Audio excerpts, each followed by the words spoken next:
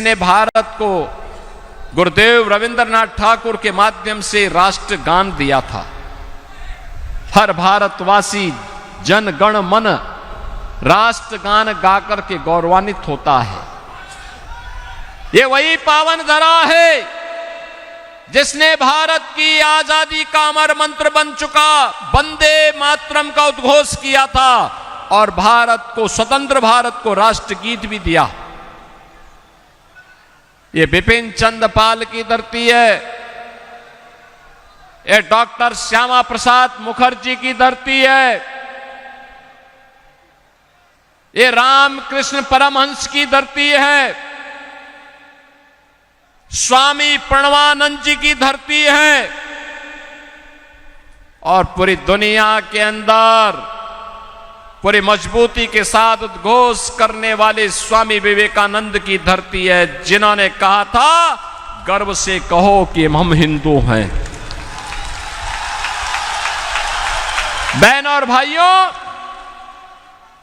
ये वही पावन धरा है। मां से लाहड़ी ने अपनी आध्यात्मिक ऊंचाइयों से जिस पावन धरा को एक नई ऊंचाई दी हो।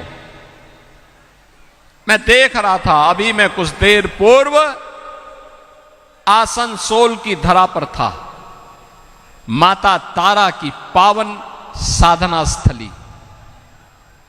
भारत भर के साधक आते हैं, वीर भूमि में आकर के वहां की धरती से शक्ति अर्जित करते हैं।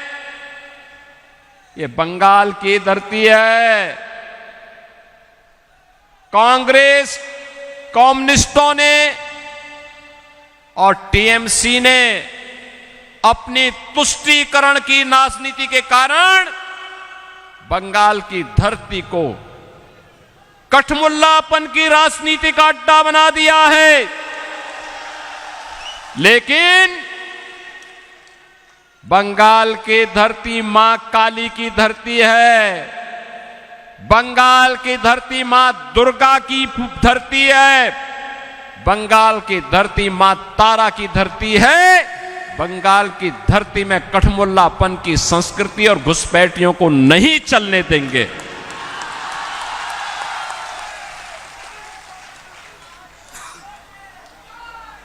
बंगाल को फिर से उसका गौरव दिलाने का काम,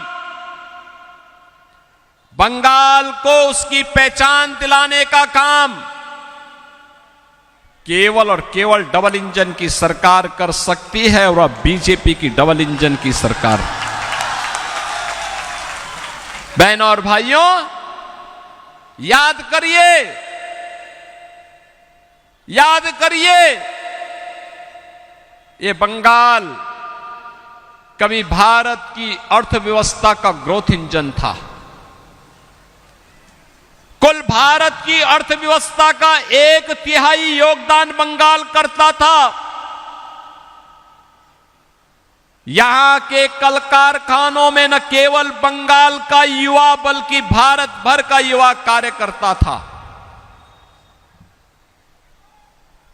किसान खुशहाल था, नौजवान के हाथों में नौकरी और रोजगार था, बेटी और बहन सुरक्षित थी, उद्यमी एक खुशहाल माहौल में अपना उद्योग और व्यापार का काम करता था। लेकिन पहले कांग्रेस ने, फिर कम्युनिस्टों ने और 15 वर्षों से टीएमसी ने बंगाल को कंगाल बना दिया।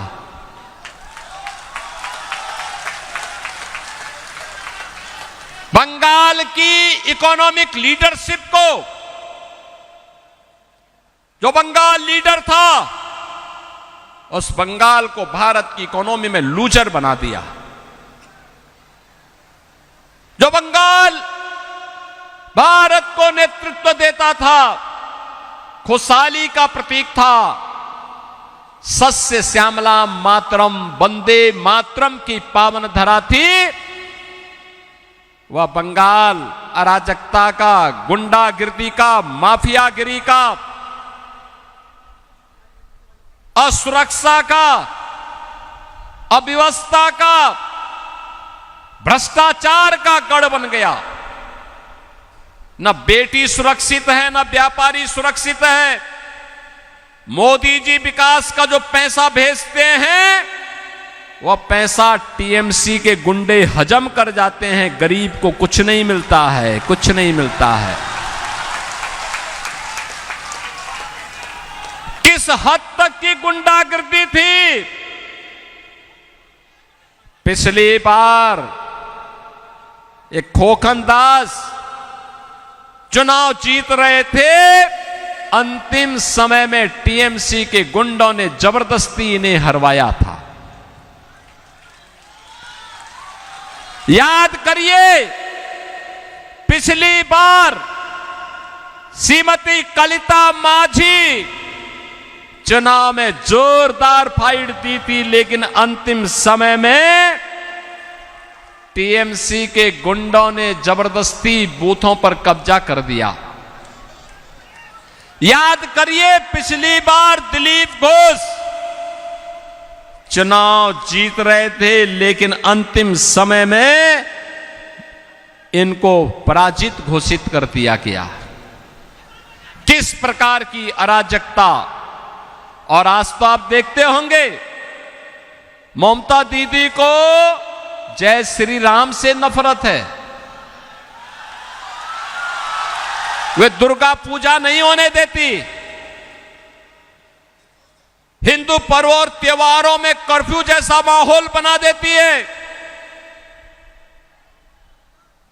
मुर्शिदाबाद में क्या कुछ नहीं हुआ, सरकार मौन थी, उन गुंडों के साथ खड़ी थी, उपद्रवियों के साथ खड़ी थी। यहां पे दुर्गा पूजा और विसर्जन के आयोजन पर प्रतिबंध लग जाता है। याद करिए, कोलकाता हाई कोर्ट ने कहा था टीएमसी की सरकार को कि दुर्गा पूजा में भी सुरक्षा नहीं दे पा रहे हो, क्या तुम्हारे पास बुलडोजर नहीं है? यूपी से बुलडोजर मंगा लो। इन गुंडों का उपचार का वही एकमात्र साधन बचा है। लेकिन बहनों और भाइयों, टीएमसी ने तो बेशर्मी ओढ़ी हुई है। बंगाल की धरती को घुसपैठियों की धरती बना रहे हैं, अराजकता की धरती बना रहे हैं, अव्यवस्था की धरती बना रहे हैं। अनावश्यक रूप से यहां पर परेशान किया जाता है। और मन बढ़ई देखिए, गुरुदेव रविंद्रनाथ टैगोर की धरती पर स्वामी विवेकानंद की धरती पर टीएमसी के संरक्षण में धड़ल्ले से गौहत्या होती है, गौहत्या होती है। लेकिन बीजेपी का संकल्प है, गाय नहीं कटने देंगे, हिंदुओं को नहीं बंटने देंगे।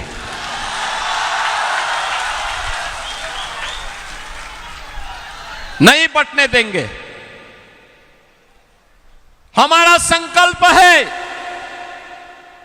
जो अराजकता यहां पर टीएमसी, कांग्रेस और कम्युनिस्टों ने फैलाई दे, इसी प्रकार की अराजकता 2017 के पहले उत्तर प्रदेश में भी थी।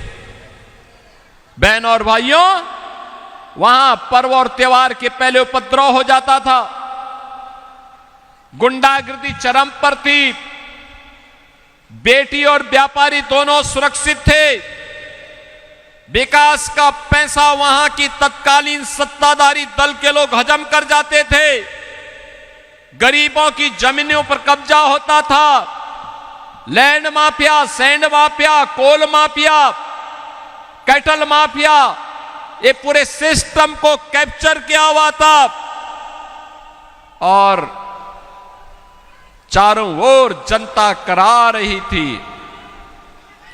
बहनों और भाइयों, राम जन्मभूमि आंदोलन के दौरान तत्कालीन सत्ताधारी दल के द्वारा किस प्रकार का अत्याचार किया गया था।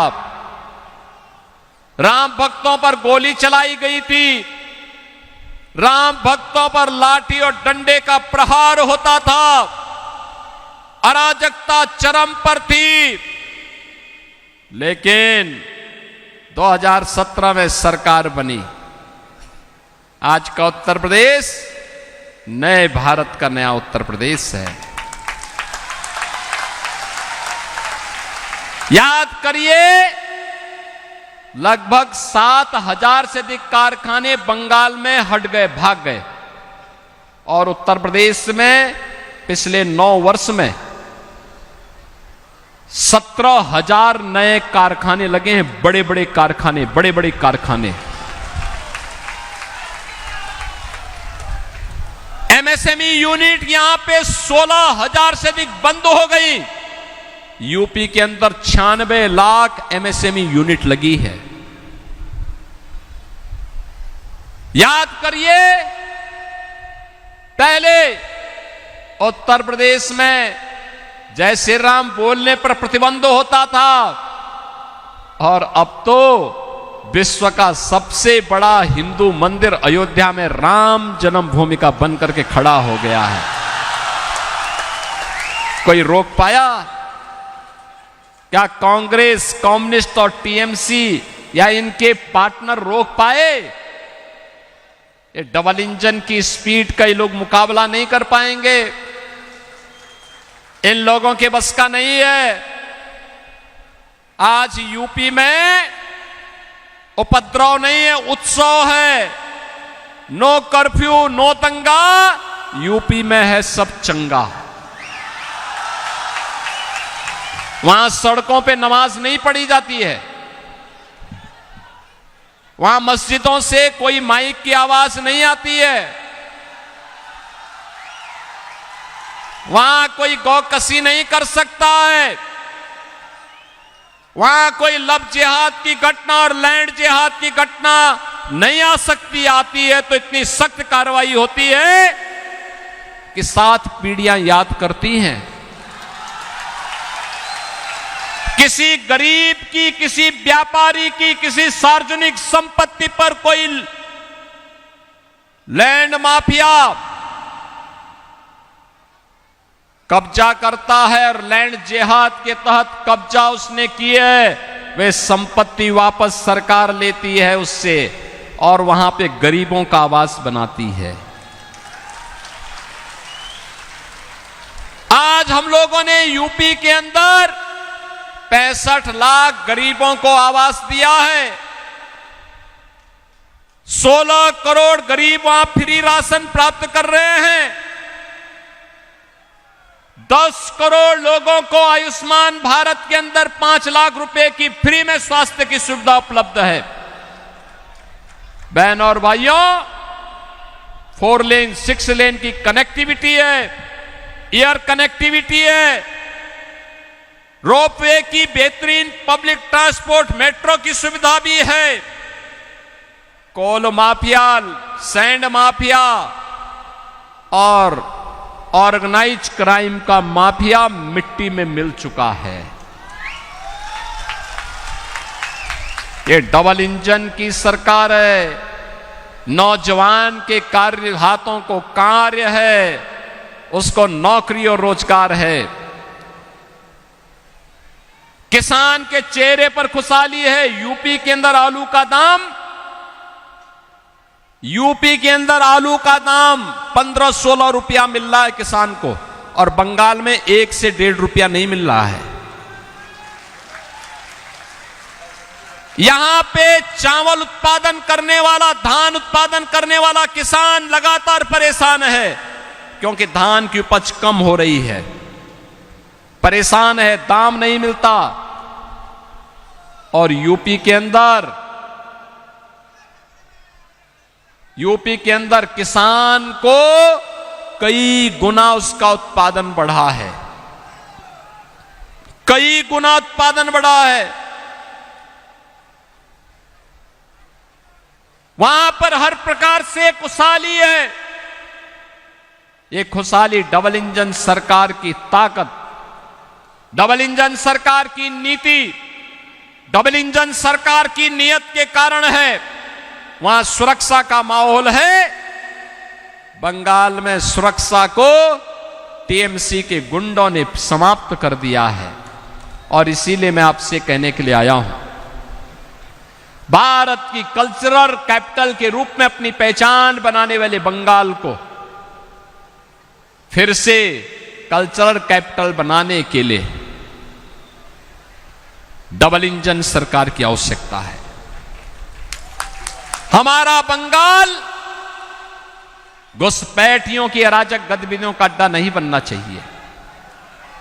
याद करिए, ये टीएमसी, ये कांग्रेस, ये कम्युनिस्ट बांग्लादेश में हिंदू मारा जाता है, मौन हो जाते हैं,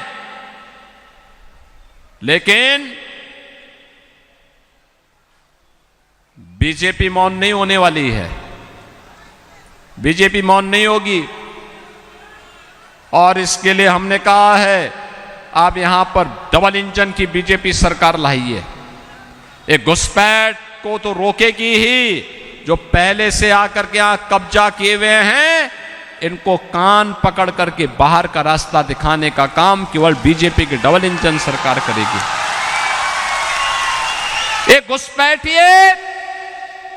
एक घुसपैठिए केवल आपके यहां पर जमीन पे ही कब्जा नहीं कर रहे हैं, आपके हक पर भी यहां के दलितों, यहां के वंचितों, यहां के जनजातीय समुदायों और यहां के अन्य समुदायों के हकों पर भी डकैती डालने का काम कर रहे हैं।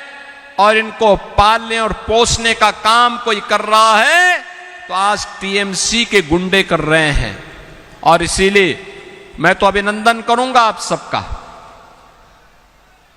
कि टीएमसी की इस अराजकता का जवाब देने के लिए हजारों की संख्या में आप लोग बीजेपी के समर्थन में उतर करके कार्य कर रहे हैं।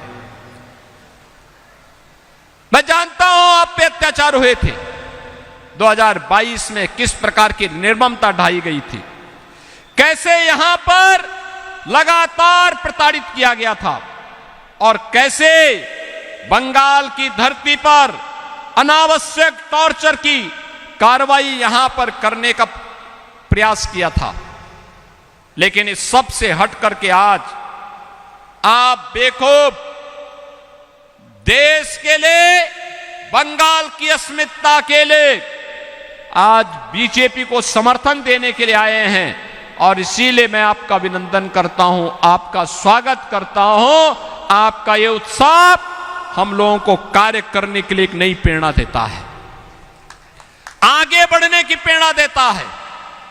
और बहनों और भाइयों, मैं आपको इस बात के लिए आश्वस्त करने के लिए आया हूं, डबल इंजन की बीजेपी की सरकार आएगी तो मोदी जी जो पैसा भेजेंगे वह पैसा बंगाल के विकास में खर्च होगा, बंगाल के गरीब के लिए, गरीब यहां के जनजातीय समुदाय के लिए, यहां के दलितों के लिए खर्च होगा, घुसपैठियों पे खर्च नहीं होगा। यहां कोई उपद्रव नहीं कर पाएगा। बंगाल फिर से उत्सव की भूमि बनेगी। भारत की कल्चरल कैपिटल के रूप में अपनी पहचान बनाएगी। क्राइम कैपिटल नहीं, कल्चरल कैपिटल कहिए।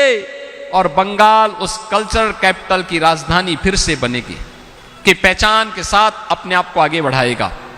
और इसी दिशा से आज मैं आपके बीच आया हूं आपसे कहने के लिए कि बहनों और भाइयों, हम सबको बंगाल विधानसभा चुनाव में बीजेपी के प्रत्याशियों को चुनाव जिता करके भेजना है। आपका आशीर्वाद बीजेपी को प्राप्त होगा, सबका आशीर्वाद प्राप्त होगा। दोनों हाथ उठा करके मुझे बताओ, होगा ना? तो मैं आपसे बोलूंगा, मैं यहां से बोलूंगा कि अंधकार हटाबे, आप बोलेंगे सूरज उठेबे, कोमल खिलबे, बोलेंगे ना? अंधकार हटबे, सूरज उठबे, कोमल अंधकार सूरज कोमल। सहमत है ना? ऐसे ही मैं बोलूंगा, पलटानो दोरकार, चाई बीजेपी सोरकार, पलटानो दोरकार। आपका आशीर्वाद हमारे इन तीनों प्रत्याशियों को प्राप्त होगा। मंच पर हैं श्री दिलीप घोष, बोलपुर विधानसभा क्षेत्र से। ओस ग्राम से श्रीमती कलता माजी और नानूर से श्री खोखन दास। आपका आशीर्वाद प्राप्त होगा। दोनों हाथ ला करके बोलो, दोनों हाथ ला करके, जहां तक आवाज जा रही है, दोनों हाथ ला करके आशीर्वाद देंगे ना? आशीर्वाद दीजिए, बीजेपी की डबल इंजन सरकार बनाइए और सोनार बंगाल बनाने के अभियान को आगे बढ़ाइए। आप तैयार हैं ना? तो मेरे साथ बोलेंगे, भारत माता की, भारत माता की, भारत माता की, वंदे वंदे वंदे